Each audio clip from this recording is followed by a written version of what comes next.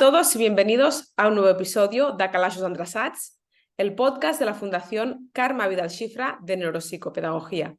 Hoy nos acompaña Carme Timoneda, presidenta de la Fundación. Hola Carme, bienvenida. Hola, gracias. Mucho gusto estar aquí. Gracias a ti por participar en este capítulo de hoy, en el que queremos dedicar a reflexionar sobre un tema delicado y sobre todo es un tema del cual se están haciendo eco muchos medios de comunicación en las últimas semanas. Se trata de la violencia entre niños dentro de los centros escolares, es decir, niños que atacan de forma violenta a otros niños o bien a compañeros de clase. Sin ir más lejos, este mismo mes de octubre hemos sido testigo de dos casos, uno de ellos en un instituto de Hospitalet de Llobregat, donde un niño de 12 años ha apuñalado a una compañera de clase con un arma blanca. Otro caso se ha realizado en un centro de Badalona, donde tuvo lugar una pelea entre dos chicos de 17 años cuando salían de clase. En todos estos casos se acostumbra a seguir el protocolo habitual, es decir, hay un grupo de psicólogos que se desplaza hasta el centro y allí prestan atención de urgencia y brindan también asesoramiento. Esto sería el después. Pues bien, hoy nos queremos situar en el antes, es decir, ¿cómo se gesta esta conducta violenta?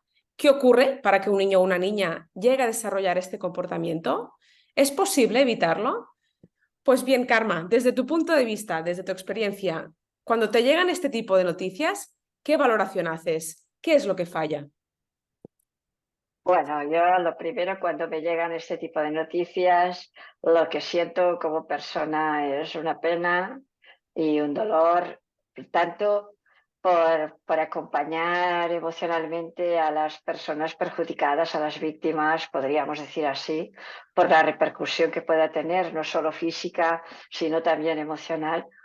Pero también es para mí la valoración que hago cuando me dices o lo que me sugiere, lo que enseguida me pasa por la cabeza es como un grito de alarma de qué está pasando, en qué nos estamos equivocando, porque también el chico, la chica o la persona que comete pues tal delito o tal conducta delictiva, para mí es una persona que necesita mucha ayuda, que nos está pidiendo ayuda. Lo que pasa es que lo hace de una manera que no es, evidentemente, no es la adecuada.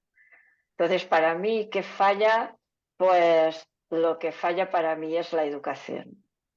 La educación en general, no estoy refiriéndome solo a centros educativos, aunque los dos casos se dan en centros educativos, pero que se den en centros educativos no implica que sea consecuencia de solo de lo que pasa en los centros, sino yo creo que es en la sociedad general que hay un problema con la educación. Tenemos una mirada educativa o una mirada que no es educativa, evidentemente, entonces sería nos enseguida nos fijamos o tenemos una tendencia a describir, a explicar aquello que ha pasado y a dar nuestro punto de vista sensacionalista. O los medios de comunicación creo que también contribuyen a ello en demasía y nos fijamos mucho en aquello que ha pasado y criminalizando o buscando, haciendo juicios de valor y muchas veces inventando cosas que no sabemos ni conocemos, pero ya nos proyectamos como un gran malestar, criticando, criminalizando los hechos y pocas veces lo enfocamos desde un punto de vista más reflexivo, más crítico, preguntándonos qué puede estar pasando y qué podemos aportar cada uno o cada una de nosotros, desde nuestra perspectiva, claro. Claro, aquí, bueno, desde el primer momento hemos dicho que se trata de un tema delicado y así es como queremos tratarlo, sobre todo porque desde los medios pues hay este tratamiento, ¿no? Más de leer un titular, pero queremos ir más a la raíz. Decías, Karma, que la forma en la que te llega o qué es lo que falla sería la parte de la educación, ¿no? Un poco en mayúsculas. Me imagino que esta educación, aquí hay como dos grandes estructuras, ¿no? Que sería tanto la familia como la parte pues, del colegio. ¿Qué papel juegan o qué papel tienen en esta educación para prevenir precisamente estos casos? Bueno, para mí el papel es fundamental, sobre todo la familia y la sociedad en general, ¿eh? Pero la familia como pieza clave para la seguridad de los niños. ¿En qué sentido? Pues de hecho, si nos atendemos incluso a las investigaciones, a resultados de estudios o a la misma aportación de la neurociencia, cuando sabemos, y hay un consenso absoluto, que cuando hablamos de conductas desajustadas, disruptivas, conductas delictivas incluso, pues son conductas que tienen una explicación dentro del cerebro, para nada una justificación. Es decir, hay una explicación, sabemos qué se activa y qué procesos están ocurriendo cuando aquello pasa. Por tanto, en cierto modo, hablamos de certezas, hablamos de una base científica que nos puede dar pues luz en estos temas. Y nos dice, no enfoquéis, o sería resumiendo, no enfoquéis tanto en la conducta, sino en la persona, en qué nos está pidiendo, qué le está pasando. Y nos dice así, de una manera resumida y sucinta, pues que hay ahí de base la gestión emocional, la falta de gestión emocional. Cuando una emoción se convierte en una pulsión, una emoción la tenemos todos y ahí hay pues un sentir emocional que fluye. Cuando esto se convierte en un impulso incontrolado, pues puede acarrear toda una serie de conductas que en ese momento aquella persona, diríamos, no puede controlar porque no tiene la gestión para hacerlo. Y se puede mostrar pues todo lo que hemos hablado de dar un navajazo a otra persona, o contestar mal, o violencia emocional, o malos tratos físicos. Aquí hay todo un abanico de conductas que puede ser consecuencia de esto. Esto lo sabemos. Entonces también sabemos que cuando esto pasa en el cerebro necesitamos pues un aprendizaje de la gestión de esa emoción. Y la gestión de la emoción no nacemos con ella, se aprende. Por tanto, cuando yo hablaba de educación, que lo que falla es la educación, es que creo que no damos en el clavo de cómo podemos transmitir a nuestros hijos, a nuestros pequeños, tanto sea en los centros como en las familias, esa seguridad personal, esa identidad personal, ese conocimiento de la persona, el saber que soy yo, que dirijo mi vida y que no es la vida que se me la lleva y me lleva a hacer las cosas, ser consciente de esto, aprender la responsabilidad y tener pues esa participación activa en la vida y no dejarme llevar por las cosas que no me gustan o que me frustran o cosas que aprendo. Entonces ahí hay un papel fundamentalísimo de la familia y también, claro, evidentemente de los centros educativos, pero de la sociedad en general. Pues eso es una buena noticia, ¿no? Entre comillas, en el sentido de que realmente existe una prevención, ¿no? Es decir, a Sí, veces sí, las claro. personas por desconocimiento pues ponemos una etiqueta o justificamos estas conductas, pero en verdad sí, como tú has explicado, hay una razón, hay todo un mecanismo que podemos evitar. Eso sería pues una gran alegría, ¿no? En este tema. ¿Podríamos poner algún ejemplo de si una persona, imaginamos, ¿no? Pues un chaval que tiene alguna conducta, ¿no? De una mala contestación, ¿de qué forma se podría reencaminar o cuál sería esa alarma que nosotros podríamos decir, pues mira, empecemos un poco, ¿no? A trabajar esta gestión emocional?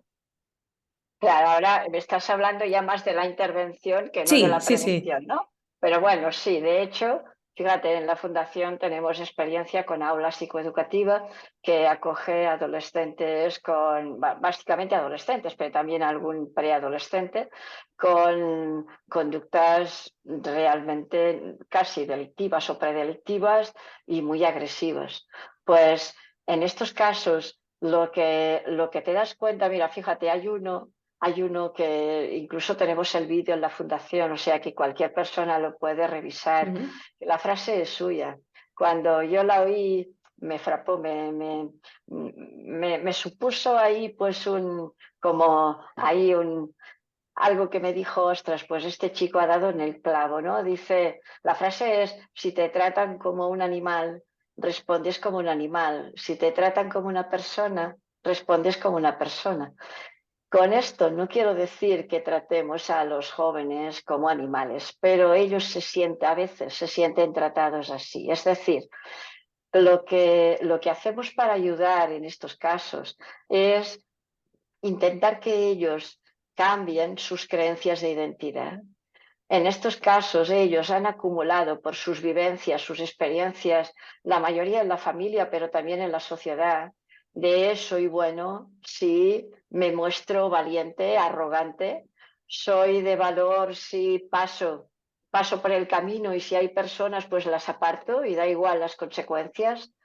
Todo esto lo han aprendido no porque lo hayan leído en los libros, no porque haya una asignatura en la clase, evidentemente, en la asignatura en el cole que sea de este tipo, sino que lo han vivido porque lo respiran, porque esto es lo que perciben, lo que les llega, han visto sus padres a lo mejor actuando de esta manera, han visto a los vecinos actuando de esta manera, han visto pues películas o que les llegan de esa manera, han visto que la sociedad en general puede tener ahí unas creencias de tipo más paternalista o más patriarcal, perdonad, Mm. me he equivocado, ¿no? Como valorando más lo masculino en cuanto a fuerza, en cuanto a tipo duro. Entonces, ahí hay como una identidad que la toman prestada. O sea, hay un vacío para decirlo de alguna manera. Es lo que duele más a la persona, un vacío personal, aunque no seamos conscientes de ello. Es una inseguridad, necesito bastones para poderme aguantar y ser alguien, porque si miro para adentro, es que ya ni miro para adentro, porque hay un vacío que me duele. Entonces ahí está nuestro papel de intentar que descubran, que busquen, que sean pues capaces y que tengan el coraje y la valentía de abandonar estos bastones de fuera, esto agarrarse a creencias de seré bueno si hago esto, seré el mejor si pues venzo en las peleas y provoco pelea y soy el vencedor, a soy buena persona, soy bueno por naturaleza, soy bueno, si me conozco y descubro mi potencial, descubro lo que yo puedo hacer, ahí hay un cambio. Hay un cambio en la identidad personal, hay un cambio en la seguridad y es la posibilidad de gestionar la emoción. Ahí está la gestión de la emoción. Pues Karma, yo creo que ahora has dado muchas pistas, ¿no?, sobre cómo se puede hacer esta intervención y también has mencionado una cosa muy interesante que es el papel que juega un poco la sociedad, ¿no? Ese patriarcado o esos valores, igual que hay un poco intrínsecos, ¿no?, de lo que es pues, la masculinidad, etcétera.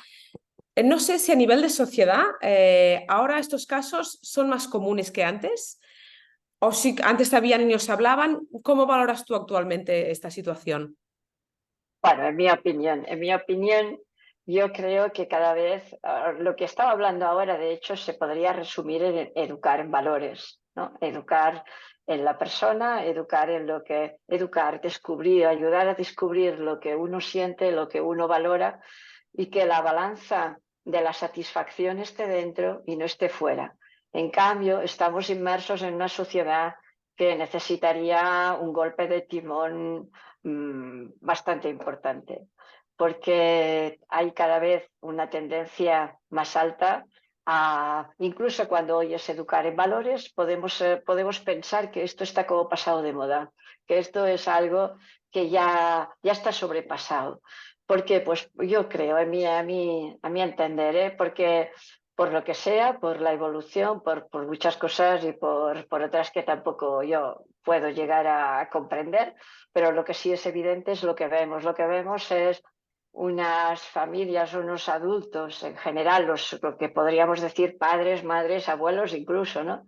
Pues muy volcados hacia afuera, muy buscando muchos bastones, que yo decía, como estos chicos, ¿no? Muy viviendo mucho pues al día y no solo viviendo al día en el presente, que esto ya podría tener una parte positiva, sino buscando seguridad en el dinero, buscando seguridad en las marcas de ropa, buscando seguridad o valor en tener una casa mayor, en tener algo, en tener, y mirando hacia afuera. Entonces, las relaciones sociales también han cambiado. Hay pocos momentos o pocos ratos también de compartir.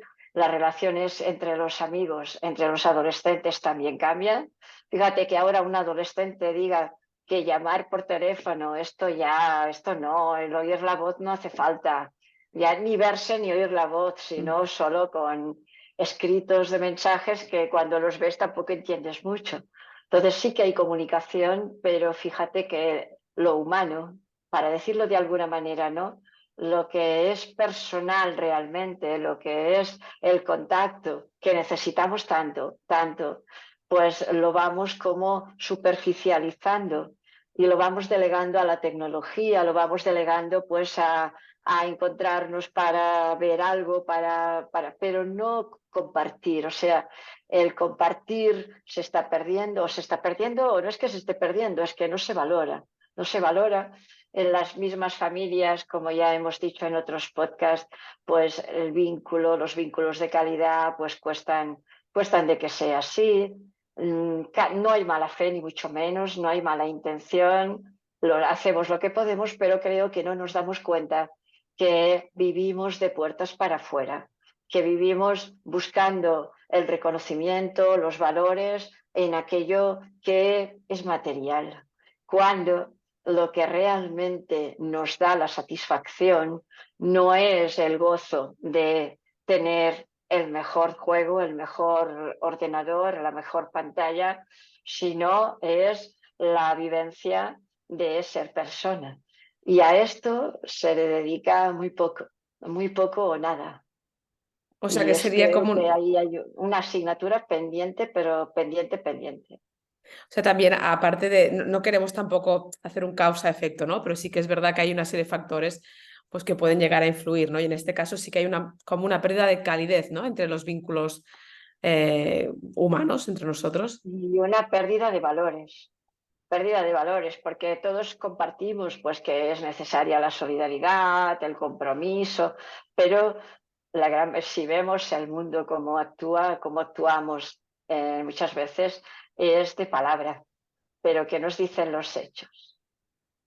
Bueno, la Los actualidad, niños, sí. claro, los niños, los chicos aprenden de aquello que viven, de aquello que ven, ¿no? Yo el otro día, por ejemplo, un caso de un niño que robaba, o sea, que no delinquía en cuanto, o sea, no tenía conductas agresivas, bueno, también en algún momento, pero lo que le llevó una vez a empujar a una señora era que él entraba a un supermercado e intentaba pues robar algo, ¿no? Que fuera. Entonces, él, cuando estuvimos hablando con él y tal, él contaba como una situación que había vivido muchas veces de pequeño, que era cuando su padre iba a comprar y él decía se equivocaban, porque antes aún sumaban sin Sí, manual. calculadora, ¿no? Se equivocaban y él salía diciendo, fíjate qué bien, se han equivocado y hemos ganado tanto, ¿no? Hemos dejado de pagar tanto. Claro, en aquel momento aquel niño hacía un aprendizaje. Entonces este serpillín, mira mira cómo intenta ganar para él, mira cómo esto muchas veces los niños lo han vivido como un valor.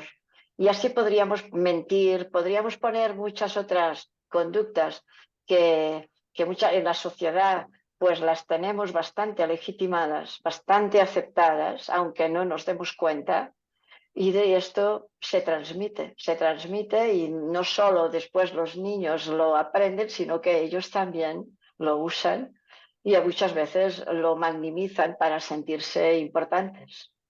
Supongo que este tipo de aprendizajes que hacen los niños con sus figuras pues, paternas o maternas, imagino que estos por parte de los padres es bastante inconsciente, ¿no? Ellos hacen un gesto, Claro, no se dan cuenta claro. y la cadena es cuando empieza a rodar, ¿no? De que los niños lo aprenden, lo reproducen, etcétera. Claro, y sin mala fe y sin mala intención, pero realmente es una cuestión de valores.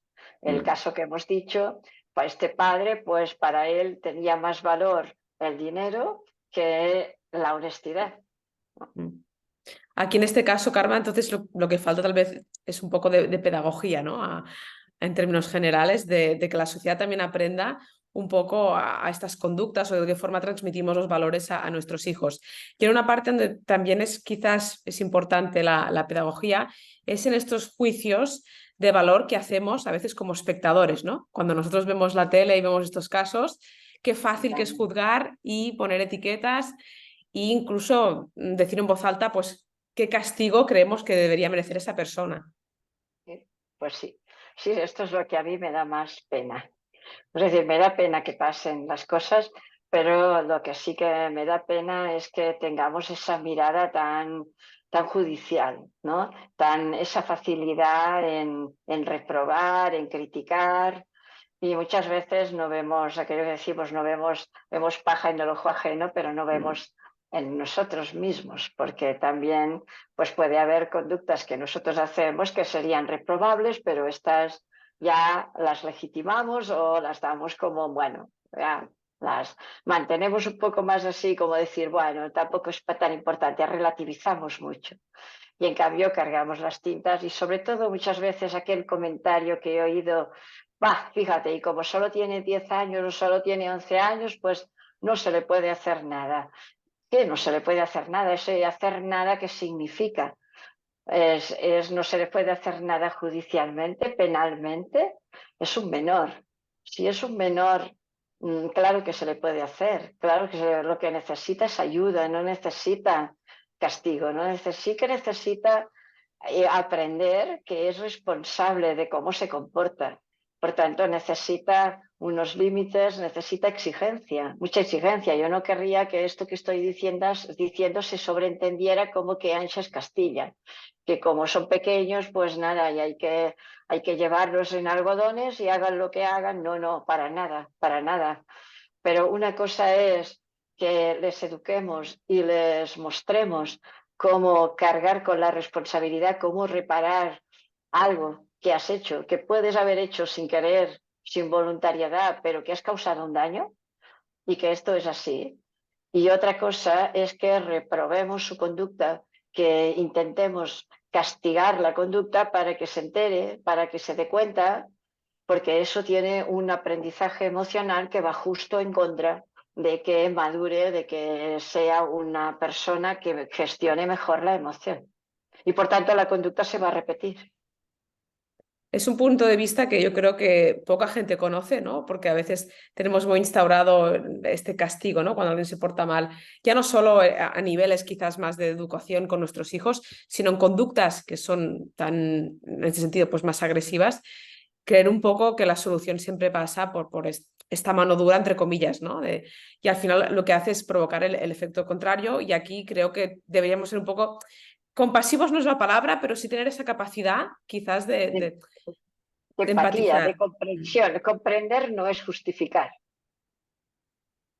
Eso es importante, porque al final lo que haces es un poco ese equilibrio, ¿no? De decir, tenemos que comprenderlo, pero a la vez hay que ver lo que decías tú antes, ¿no? De poder recompensar ese daño que se ha provocado, con lo cual aquí hay una exigencia.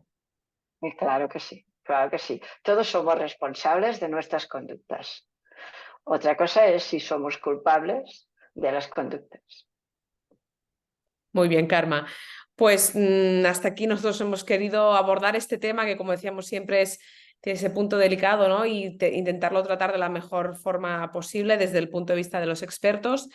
Y antes de finalizar, Karma, no sé si tú quieres añadir alguna conclusión, alguna reflexión final para poder Bueno, cerrar un más poco este que capítulo. reflexión, bueno, pues sí, pues casi como reflexión final, unas palabras que justamente ayer, o hace unos días me llegó de un autor, un científico que trabaja en la Universidad de Múnich, que para que veamos que todo lo que estamos diciendo no es filosofía, o sea, tampoco es tener nada en contra de la filosofía, pero que tiene una base, que se está trabajando en el mundo y que se está diciendo que esto va por esa línea.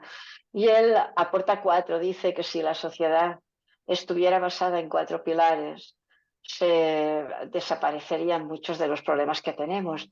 Y él habla de resiliencia, es decir, la tolerancia a la frustración. Como decía Silvia el otro día, aprender del aburrimiento, no tener, cuando hay un contratiempo, tener la capacidad de afrontarlo ya desde pequeñines y que mis papás también lo hagan y mis profes también lo hagan, una perspectiva positiva, no buscar aquello que es negativo, sino buscar qué podemos hacer, qué se puede hacer, la atención plena, es decir, atender mucho más a lo que somos, a aquello que vale las personas.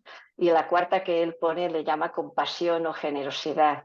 Podéis cambiar las palabras. Lo que nos está diciendo es atender a los valores y a ser un poco más humildes y creer que a todos nos puede pasar cualquier cosa y que no hay nadie por encima de nada, sino que necesitamos sentirnos queridos y necesitamos pues esta relación de calidez que decíamos, y eso va a construir estos valores que somos pues las personas. Muy bien, pues para cerrar este capítulo, esta reflexión, aparte de que la encuentro muy acertada, sí que recoge un poco lo que tú nos has estado explicando, quizás son otras palabras o en otros términos, pero es una buena forma, ¿no?, de englobar todo lo que hemos hablado. Así que, bueno, desde aquí os invitamos, como siempre, a todos aquellos que tengáis alguna duda o queráis dejarnos algún comentario, que lo hagáis a través del canal de YouTube en comentarios o si no, a través de nuestras redes sociales.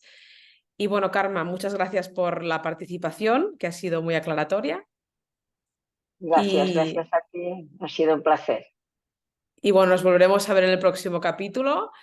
Intentaremos siempre dar este punto de luz a temas que son a veces un poco pues, controvertidos, pero seguro que desde aquí podemos darle una explicación psicológica y que sobre todo que tenga este punto pues, de aclaración. Así que nos vemos en el próximo capítulo de Calaixos Andresats. Gracias, hasta pronto. Adiós.